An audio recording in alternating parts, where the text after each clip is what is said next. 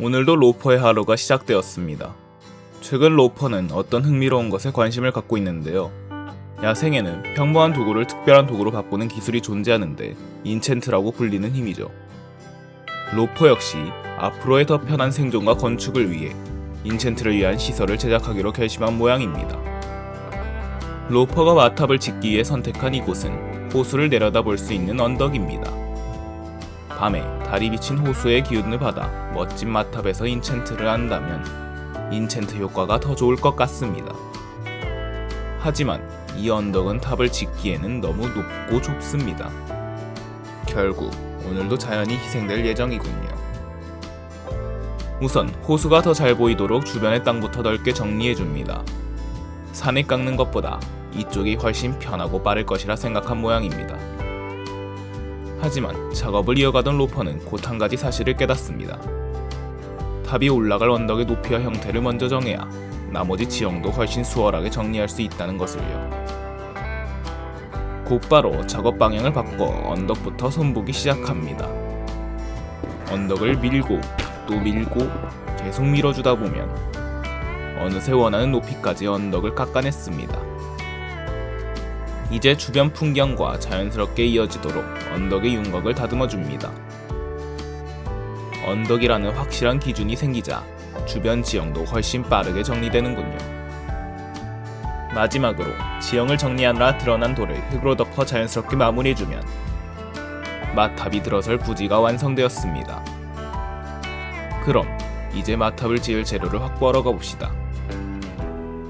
이번 건축에는 사암과 구리가 사용될 예정입니다. 사암은 모래만 있다면 얼마든지 만들 수 있죠. 마침 모래라면 저번에 로퍼가 파괴했던 해변이 있습니다. 지난번 건축에 필요한 만큼 가져갔다고 생각했지만 아직도 모래가 제법 많이 남아있군요. 그렇다면 오늘도 이어서 모래를 가져가도록 합시다. 삽질이 계속될수록 하얗게 펼쳐져 있던 모래 언덕은 조금씩 사라지고 그 아래에 숨어있던 돌들이 모습을 드러냅니다. 어느새 해변이라기보다는 돌산이라고 부르는 편이 더 어울리는 풍경이 되어버렸군요. 필요한 만큼의 모래를 확보했으니 이번에는 마탑의 또 다른 주재료인 구리를 구하러 가봅시다. 구리는 지상에서도 발견되지만 광질은 역시 동굴이 가장 효율적입니다. 로퍼는 익숙한 걸음으로 지하 깊숙이 내려갑니다. 들어온 동굴에 구리 광맥이 풍부하군요. 이 정도라면 마탑 하나쯤은 충분히 만들 수 있을 것 같습니다. 그럼 보이는 구리를 전부 캐가주도록 합시다. 동굴에서는 위험한 몬스터들이 많이 나옵니다. 크리퍼도 그중 하나죠.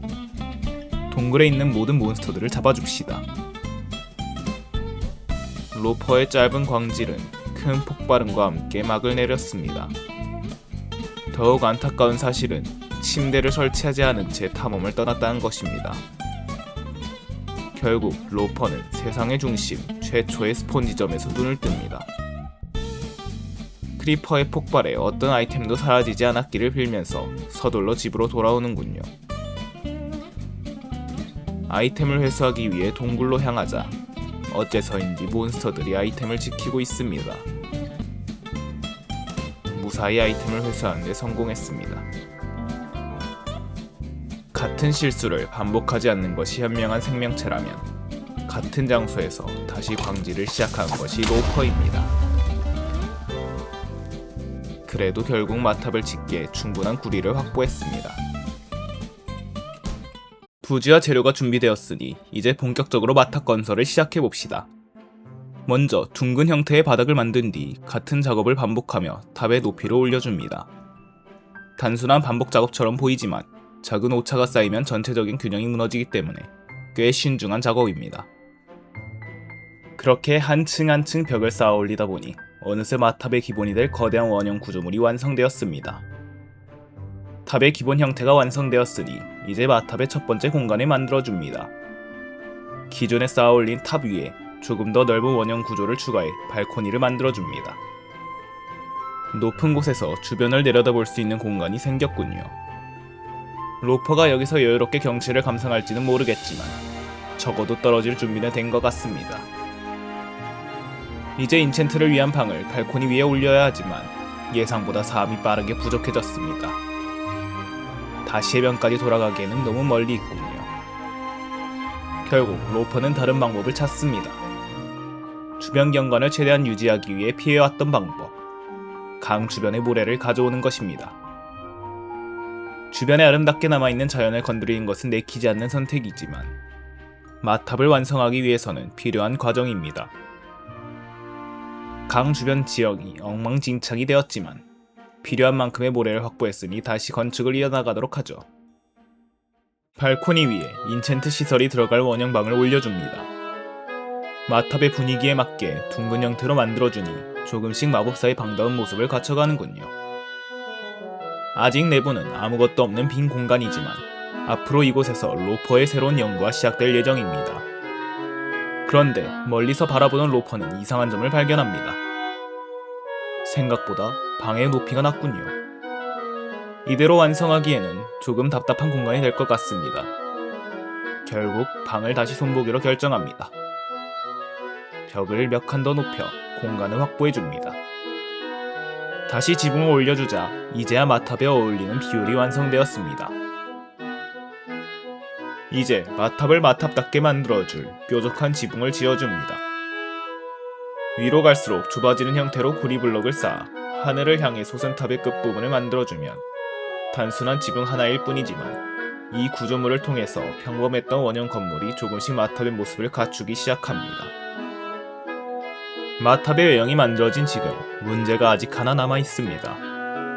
바로 위로 올라갈 방법이 없습니다. 평범하게 계단의 바깥을 두르면 건물이 굉장히 어색해 보일 것 같으니 위로 올라갈수록 지름이 점점 커지는 나선 계단을 만들 것입니다. 생각만 해도 쉽지 않은 작업이군요.